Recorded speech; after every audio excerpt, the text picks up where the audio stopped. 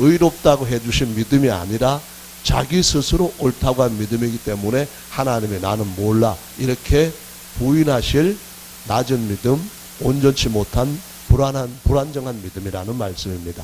그래서 이삭을 사라를 통하여서 낳고 또 사라를 통하여서 낳은 이삭이 사라를 통하여 태어난 이삭이 자기 아내 리브가를 통해서 또 아들을 낳고 이렇게 함으로써 아브라함이 믿음의 조상이 될 수가 있었던 것처럼 오늘날도 하나님을 아버지라고 부를 수 있는 하나님의 아들 되는 권세는 아버지께서 전적으로 그분의 능력과 계획을 따라서 낳게 해주실 때에 비로소 이루어지는 것이라는 말씀입니다.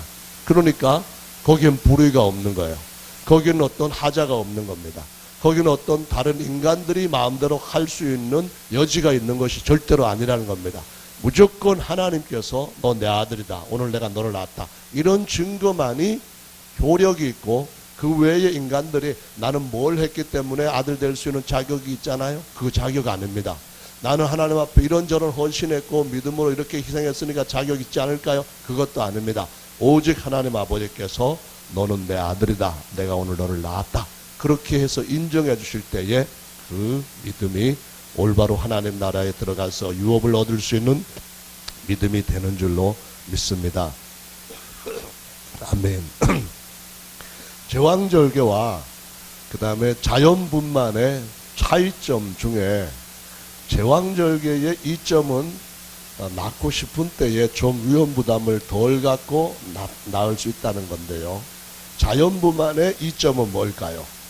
자연분만 해보신 어머니들 손 들어 보실까요? 없어요? 네, 저기 몇 분 계시는데 자연분만과 제왕절개의 차이점을 인터넷에 어떤 엄마가 올려놓은 거를 제가 참고로 해봤습니다. 첫 아이는 자연분만을 했고 둘째 아이는 제왕절개를 했는데요. 자연분만에서 얻을 수 있는 이점이라는 것은 첫째로 산모의 회복이 빠르다는 겁니다. 아기를 자연분만하고 난 뒤에 그 다음 날부터 왔다 갔다 할 수도 있고 먹을 수도 있다고 하는 거예요. 두 번째로는 자연분만할 때에 태어난 아기가 그렇게 산고 가운데서 엄마의 자궁을 통해서 세상에 태어날 때에 두뇌 발달에 아주 좋은 자극을 받고 태어나서 제왕절개로 태어난 아기보다도 두뇌가 더 명석해진다고 하는 그러한 연구 결과가 있습니다. 뿐만 아니라 면역력도 자연분만한 아이가 훨씬 높다고 하는 그런 결과가 있습니다. 그래서 세균 감염도 적고 또 하나는 경제적이기도 하다 그렇게 얘기를 하는데요. 그런데 아까 말씀드렸던 것처럼 이 자연분만을 할 때는 정말 옆에서 보는 아빠들도 죽을 지경입니다. 저는 하나밖에 안 낳았지만은 제가 낳은 것도 아니지만 정말 아기를 낳을 때에 옆에서 보는 남자의 마음도 그 보통 힘든 것이 아니잖아요. 근데 제왕절개를 통하여서 일단 아기를 좀 쉽게 낳지만은 이 아까 그 두 애기의 엄마가 한 얘기를 보니까 이런 얘기가 있습니다. 제왕절개는 출산 후가 훨씬 더 힘들다는 것을 경험을 했다. 그렇게 말하는데요. 눈 뜨자마자 일어나지도 먹지도 못했다. 24시간 후면 소변줄을 뽑는다고 했다. 시간만 지나기를 바랬다.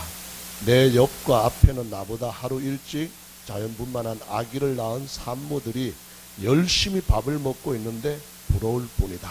나도 첫째 때 그랬는데 괜히 둘째 때는 수술해서 밥도 못 먹는구나. 이렇게 힘들게만 하고 부끄럽기까지 했다. 24시간 후 소변줄을 뽑았다. 몇 시간 안에 소변이 나와야 된다고 했다. 아픈 배를 부여잡고 의사가 먹어도 된다는 물 한 컵, 주스 한 컵을 마시고 병실복도를 계속 왔다 갔다 했다. 소변이 나오지 않았다. 난 왜 남들이 다 쉽게 하는 소변이 또 안 나오는 거야. 간호사가 말한 시간이 지났는데도 소변이 나오지 않았다. 또 복도를 왔다 갔다 했다. 화장실을 들락거리며 물까지 틀어놓고 기다린 결과 아주 조금 소변을 누웠다. 안도의 한숨 휴. 하지만 또 기다리고 있는 것이 방구였다. 방귀가 나와야 미음을 먹을 수 있다고 했다. 이렇게 미음이라도 간절할 때가 없다. 또 링거대를 들고 아픈 배를 움켜쥐고 복도를 걷기 시작했다. 그날 저녁이면 미음을 먹을 수 있을 줄 알았다. 아니다. 그렇게 해도 방귀가 나오질 않는다. 이렇게 방귀가 절실히 그리워질 수가 없다. 나오지 마라. 아기를 낳고 난 뒤에도 그 후에 여러 가지 어려운 것이 있는 것이 제왕절개 수술이었다. 이 말을 하는데요. 왜 제가 이 말씀을 드렸냐 하면은 성도들이 거듭날 때에 그 출생하는 양상이 이 두 가지 중에 하나일 것과 비슷하다. 그런 말씀입니다. 그래서 제왕절개를 하는 것은 좀 우리가 원하는 때 뚝 태어나는 그러한 것을 말하는데, 주로 얘기를 해보면은 막 억지로라도 막 기도를 시킵니다. 막 랄랄랄랄 하기도 하고 할렐루야 할렐루야 할렐루야 하기도 하고 막 하다 보면은 애가 믿음에 관해 가지고 생각하는 것도, 하나님께 대해 사모하는 것도, 자기 잘못에 대해서 회개하고 뉘우치는 것도, 그런 것도 미처 느끼지 못한, 체험하지 못한 상태에서 주변에서 손들어주고 흔들어주고 뒤에 두드려주고 배 만져주고 막 그냥 귀에다 대고 방언해대고 그러니까 결국 애가 힘이 없어서 지쳐가지고 나중에 랄랄랄랄 이렇게 하고 있는데, 이걸 보고 옆에서 기도로 도와줬던 또 다른 분들은 성령을 받았다, 그런 얘기들을 하는 경우가 왕왕 있습니다. 전 그런 거 볼 때 정말 찝찝해요. 왜냐하면은 하나님 아들로 태어나는 것은 사람의 아들로 태어난 것과 비교 안 될 정도로 존귀한 출생입니다. 천사들까지 영원히 부를 수 있고 하나님이 지으신 모든 것들을 유업으로 받을 수 있는 최고의 출생입니다.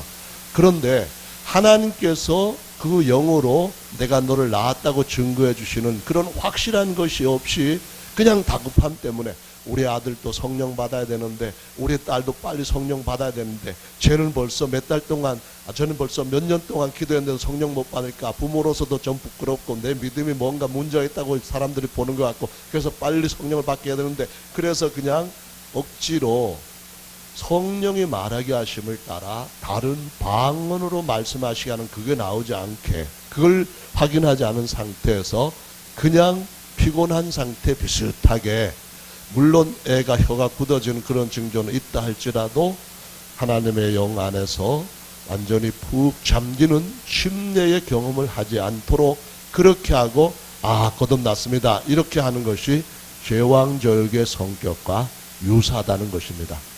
그렇지만은 자연분만이라고 하는 것은 아이에게 정말 하나님에 대해서 믿음, 지식을 주고 그것에 대해서 사모하는 마음을 갖고 그 영 가운데 하나님의 영과 교통함이 일어나서 어느 시점에서 자연스럽게 거기에 푹 빠져가지고 자기가 알지 못하는 언어들을 얘기할 수 있는 경험을 하게 하는 것이 진짜로 교회가 교회 자신을 위해서도 정말 빨리 건강하게 회복하고 활동할 수 있는 그런 점도 있고, 성령 받은 자신도 하나님 안에서 한평생 믿음 중에 하나님 앞에서 자라가야 될 터인데, 그 자랄 때에 믿음 안에서 건강하게 강하게 클 수 있는 그런 특별한 은혜를 받고 출생한다고 하는 사실을 생각을 할 필요가 있다는 것입니다. 정말 우리가 교회가 자연분만과 같은 아이들이 더 많이 출생될 때에 이 교회, 어머니라고 하는 교회는 점점 더 건강한 교회가 될 겁니다. 김정아 자매님의 오빠가 미크로네시아라고 하는 저쪽 태평양에 있는 조그마한 나라가 있는데 미국 영입니다. 거기에 사업자 가가지고 본지 여인하고 결혼을 했는데요. 근데 여기에 있는 여인들은 아기를 출산하게 될 때쯤 돼 갖고는 아기 낳아야겠네 하고 밖에서 일하다가 집에 들어와서 하고는 아기를 쑥 낳고는 그 다음에는 그냥 몇 분 안에 딱 이렇게 하고서는 다시 바닷가에 나간답니다. 그러니까는 건강한 체질, 건강한 어떤 환경 속에서는 아기 낳는 것이 그렇게 힘들지 않게 쑥 낳고 그냥 나갈 수 있다는 그런 걸 보고 야 정말 신기하기도 하다 하는 생각을 가졌는데요. 우리가 영적으로 건강한 교회가 되고 이 교회가 영적으로 신령한 풍토가 계속 이어진다고 한다면은 오순절날 그 120명이 정말 간절한 강한 기도 속에서 다 성령을 받고 성령이 말하게 하심을 따라 다른 방언을 말했던 것처럼 하늘의 어머니로 건강한 어머니, 거기에서 태어난 신자들로 건강한 하나님의 아들로 세워지게 될 줄로 믿습니다. 아멘. 그런 분위기를 우리가 계속 이어가는 것은 정말 중요한 것이죠. 그래서 어제 그저께 기도할 때에 보니까 다은이나 예진이가 그냥 자연스럽게 방언을 말합니다. 민혁이도 처음에는 기도하면서 정말 힘들었잖아요, 여기서. 근데 기도원 가고 기도를 하면서 일단 몰입되고 성령의 말에 가심을 따라 다른 방언을 이렇게 선명하게 하기 시작했을 때에 이제 그만 기도해도 돼. 이래도 기도의 영에 딱 취해가지고 그 속에 푹 빠져서 계속 기도를 하는 거예요. 10분이고 20분이고 계속 기도를 하는 거예요. 자기가 무슨 말을 했는지도 모르게 다른 말을 하면서 자기는 정말 그에 푹 빠져가지고 아빠 나 성령 받았어 이렇게 물을 정도로 그렇게 기도를 하는 거예요. 이것이 바로 건전한 출생이고 이렇게 할 때에 교회도 건강하고 본인도 더 하나님 앞에서 건강한 믿음으로 자랄 수 있는 복된 출생인 줄로 믿습니다. 그래서 이러한 출생이 오늘 본문에 보면은 그렇지 못한 자여 소리쳐 외쳐라 이런 말씀을 하는데요. 일단 그런 간절한 자연분만 이후에 딱 그렇게 멋있게 출생하고 나면은 여기 외친다고 하는 말이 소리, 그러니까는 노래를 불러 외치라는 말로 NIV는 말하고 있습니다. 노래를 부르래요. 이거는 그 고통 같은 것들이 순식간에 싹 사라지는 겁니다. 아기 낳고 난 뒤에 방구 나오나, 아기 낳고 난 뒤에 뭘 빼고, 아기 낳고 난 뒤에 뭐 좀 나오나, 그런 것이 아니라 낳자마자 본인과 그 교회 전체가 정말 그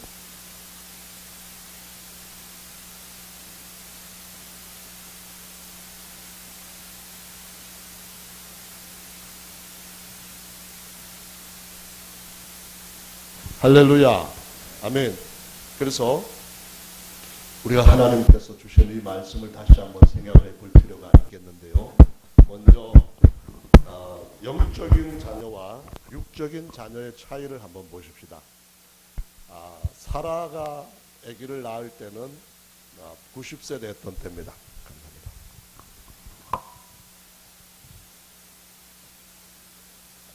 그런데 사라가 아기를 낳는 것이 쉽지 않았습니다. 반면에 하갈은 애굽 여인인데 그냥 아브라함하고 동침하더니만 쑥 아기를 낳았습니다. 이 세상에 육신의 아기를 낳을 때도 다 고통을 받죠. 하갈도 이스마엘을 낳을 때 고통을 받았을 겁니다.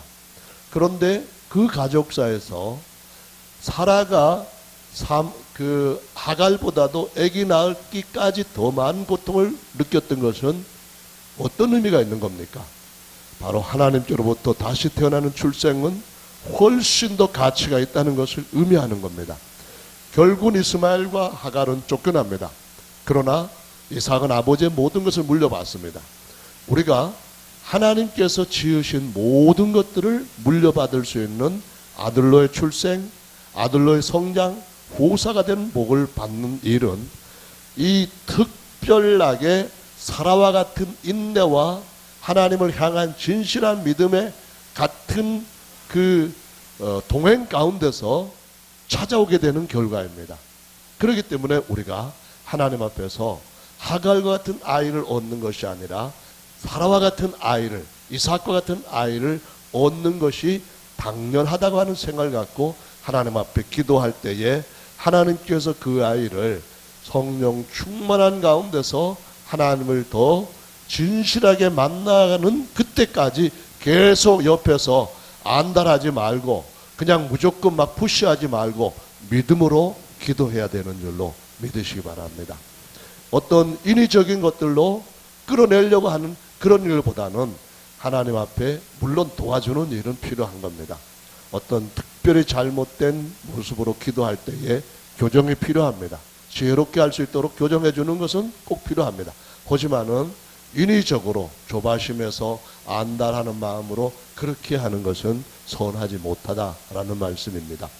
이 사라에게서부터 태어난 이삭이 40세 장가를 들었습니다.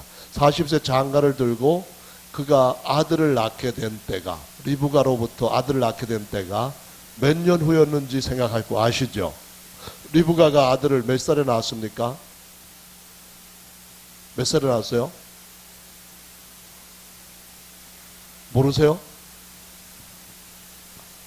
잊어버리셨죠? 잊어버려도 괜찮습니다. 리브가가 아들을 낳은 때는 20년이 흘렀던 60세에 낳았습니다.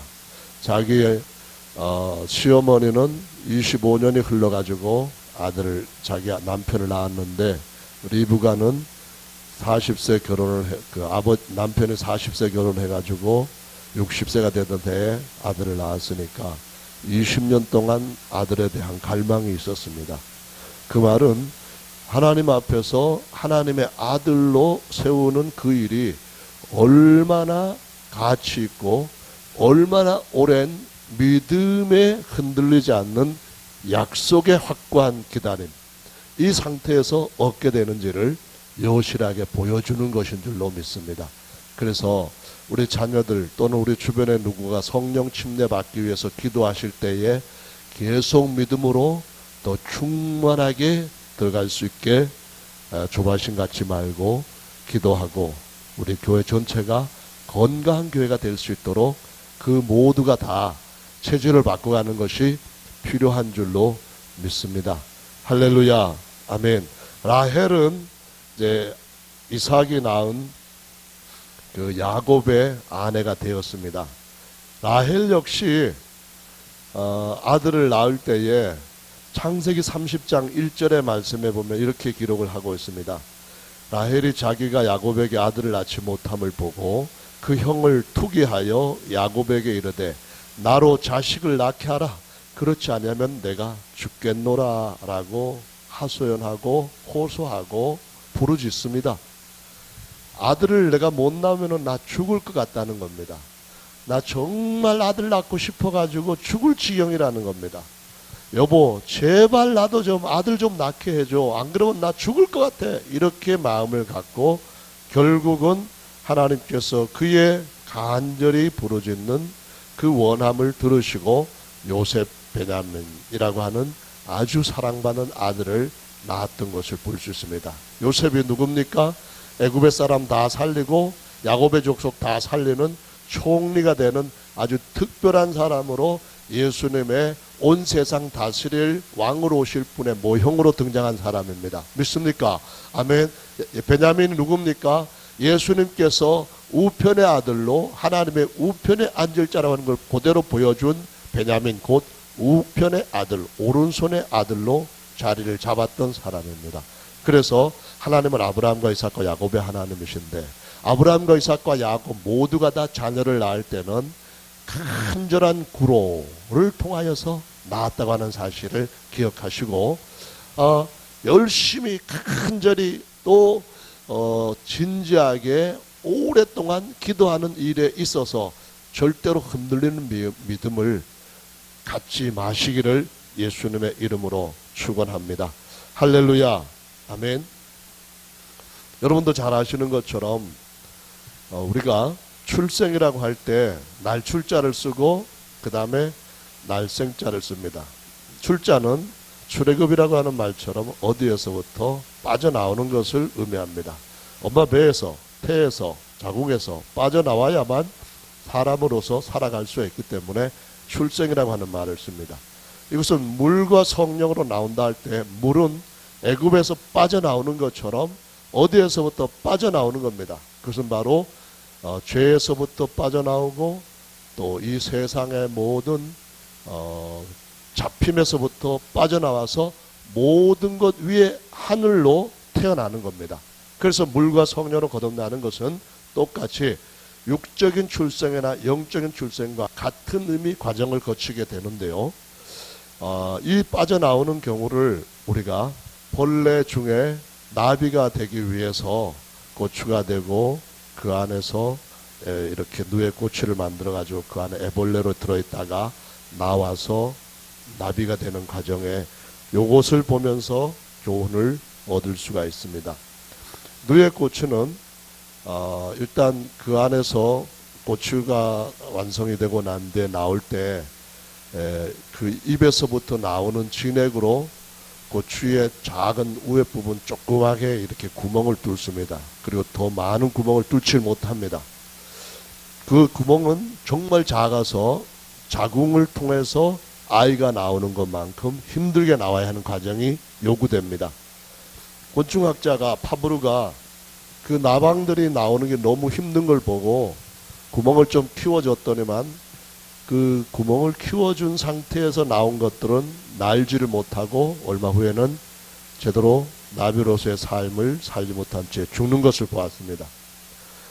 그 좀 빠른 고속 초고속 촬영기를 가지고 누에 고추가 그 나방이 누에에서 고추에서부터 빠져나오는 것을 순간적으로 촬영을 했는데 그 촬영한 영상을 봤더니만 고추가 누에서부터 고추 안에서 이 나방이 먹었던 태변을 그 빠져나오는 가운데서 배설을 하는 것을 보게 됩니다. 그게 이제 찍히게 된 거죠. 사람도 자연분만을 할 때는 제왕절개와 다르게 태반 속에서 양수와 함께 먹었던 장의 점막이라든가 상피세포라든가 담즙 같은 것들을 배변을 하게 된다고 합니다.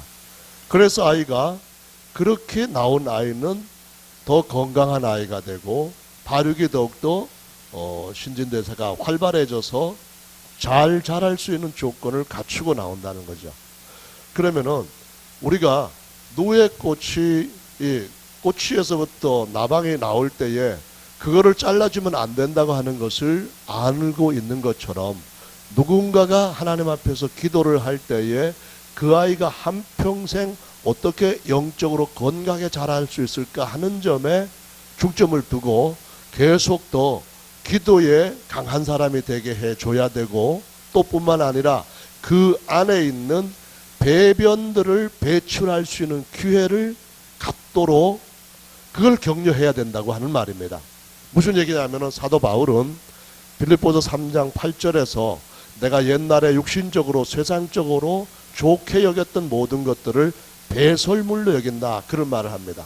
우리가 하나님 앞에서 기도할 때에 그 기도가 길어지고 간절해지고 마치 수건을 짜서 마지막 물 한 방울까지 뺄 것 같은 그러한 쥐어짜는 것 같은 그 기도가 된다고 한다면은 그러면은 우리의 일생에서 그때의 출생의 경험이 주님 나라에 갈 때까지 우리의 삶을 더욱더 거룩하게 할 수 있고 하나님의 의를 쫓아서 살 수 있는 면역력을 갖게 된다고 말씀하시는 것입니다.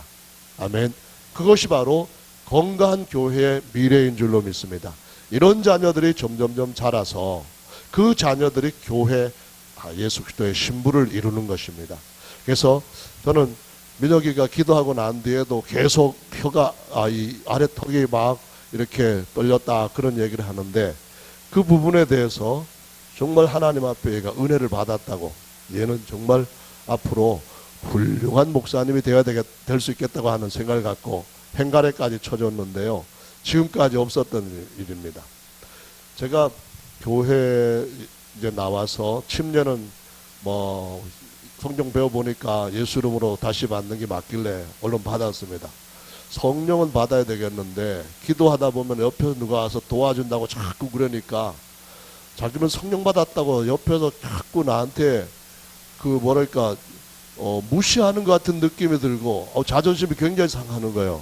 관도 내가 혼자 기도할 수 있으니까 너 옆에 와서 기도하지 말라고 그러면서 또 피해가지고 지하로 갔다가 없을 때 기도하는데 기도가 도무지 안 되는 거예요. 그래서 마지막 한 번은 한 석 달 정도를 그렇게 간절히 사모하면서 어느 날 미국의 토마스 목사님이 하는 분이 와서 그 부흥회를 총회에서 하셨는데, 그때는 처음으로 3일 금식을 하고 죽으면 죽으리라 그런 각오를 가지고 이제 부흥회에 임했습니다. 전에는 부흥회에서 누구 기도하러 나오시러 성령 받으러 나오세요 그러면은 진짜로 부끄러웠습니다. 어우, 저 사람 아직도 성령도 못 받았어 뭐 이렇게 사람들 생각하는 것 같아요. 그렇게 생각 안 하는 줄 알지만은 제가 이 더러운 자존심이 너무너무 강해가지고 그런 생각이 꽉 잡혀 있었습니다. 그래서 일부러 다른 사람들 다 나가서 기도할 때, 은혜 받겠다 다 나가서 뒤에 어슬렁어슬렁 나가서 기도하다가 그냥 끝나면 그냥 나오고 했는데, 그때는 도저히 그런 제 행동이 용납이 안 되더라고요. 그래서 설교를 딱 하신 날, 그때는 이제 금식을 끊고 기도하려면 힘을 써서 기도를 해야 되니까 밥을 먹고 가라 해가지고 김치볶음밥을 해 먹고서는 예배 드리러 가서 설교를 하시는데 설교가 왜 이렇게 길게 느껴지는지, 목사님 설교 그만하시고 기도 시간 빨리 앞으로 기도하러 나오라고 그렇게 빨리 재단 초청 빨리 하시면 안 돼요? 그런 마음이 계속 나와서 믿음으로만 설교 이렇게 해가지고 했던 거 별로 생각은 안 나고, 나오라고 하는 말 떨어질 때만 기다리고 있었는데요. 나오라고 말하자마자 제일 앞에 뛰어나갔어요. 그리고 기도하자마자 5분도 안 됐는데 몇 분이 안수를 해주는 걸 느꼈는데, 말이 제대로 한국말이 안 나올 정도로 확 뒤집어져 버렸습니다. 나중에 한 1시간 정도 방으로 계속 말하고 난 뒤에 성령 받았다고 축하해 준다고 사람들이 와서 안수하는데, 감사합니다 말이 안 나오고 방언으로 막 감사합니다 했는데 방언으로 막 나오는 거예요. 그래서 저는 개인적으로 하나님 앞에 철저히 죽음이라고 하는 것을 통과할 때 비로소 하나님 안에서 더 강하게 우리 영이 부활할 수 있다고 하는 사실에 대해서 맞다고 생각합니다. 이런 경험이 다른 분들한테도 상당히 유익하다고 생각을 합니다. 하나님 앞에 드려지는 제물 중에 작은 것 쪼개질 않고 큰 것 쪼개고 했을 때, 하나님은 쪼개지지 않은 것 때문에 아브라함한테 그의 후손들의 세대가 400년 동안 애굽에 종살이 할 것이라고 하는 말씀을 주셨는데요. 만약 그때 아브라함과 그의 자손들이 쪼개는 법에 대해서 좀 더 경험을 제대로 했더라고 한다면은 역사는 달라졌을 겁니다. 마찬가지로 한민족의 역사가 달라지는 것처럼 우리가 주님 앞에서 기도할 때에 성령 충만은 곧 우리 속에 죽었던 영의 부활입니다. 죽었던 영이지만 그럼에도 불구하고 여전히 탐욕과 온갖 자아들은 아주 강하게 하나님께서 이끄시는데 따라가지 않고 거절하고 대적하기까지 합니다. 이거를 쪼개는 시간들을 얻고 그것을 쪼개서 거기까지 불길이 지나갈 수 있다고 한다면은 이건 정말 우리 생에서 하나님이 주시는 큰 복일 것이라고 믿습니다.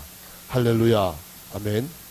그래서 이 영적인 하나님 앞에 거듭남의 기도는 예수님께서도 떨어지는 땀방울이 빗방울같이 되었다라고 기록해 주실 정도로 기도하신 것 같이 쥐어짜는 기도, 정말 간절하게 사모하는 기도, 주님이 응답하실 때까지 끊임없는 목숨보다 더 귀하게 여기는 사모함, 이런 것들이 우리한테 채워졌을 때에 가장 크고 놀라운 하나님의 은혜의 생명의 기름 부으심을 받게 될 줄로 믿습니다.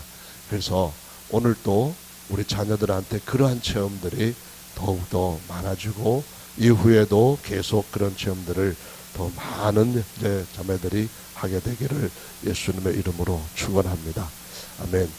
성령 받고 난 뒤에도 계속 우리는 더 하나님 앞에 자라가야 될 부분을 갖고 있죠.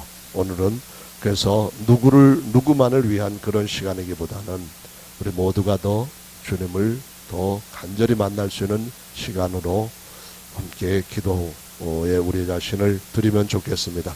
앞으로들 나오셔서 함께 기도하시겠습니다.